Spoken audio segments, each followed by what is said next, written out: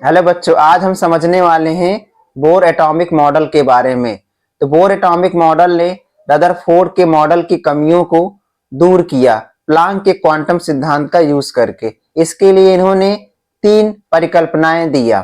पहला, इन्होंने बताया कि नाभिक के चारों ओर, परमाणु में नाभिक के चारों ओर जो इलेक्ट्रॉन घूम रहे हैं वह एक निश्चित त्रिज्या के वृत्ताकार कक्षा में घूमेंगे और घूमते हुए इलेक्ट्रॉन कभी भी ऊर्जा का उत्सर्जन नहीं करेंगे।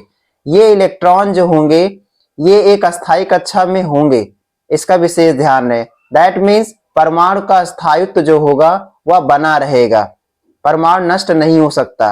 दूसरा बोर ने कहा कि जो घूम रहा है इलेक्ट्रॉन, इसका जो कोणीय संवेग होगा वह कक्षाओं की संख्या का h/2 पाई का पूर्ण गुणज होगा।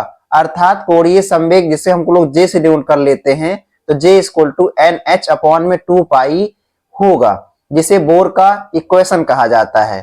थर्ड परिकल्पना में इन्होंने कहा कि अगर मान लो किसी तरह परमाणु को बाहर से ऊर्जा दिया जाए, अगर परमाणु को बाहर से ऊर्जा दे भी दिया जाएगा तो इलेक्ट्रॉन हमेशा नीचे वाले कक्षा से ऊपर वाले कक्षा में ही जाएगा।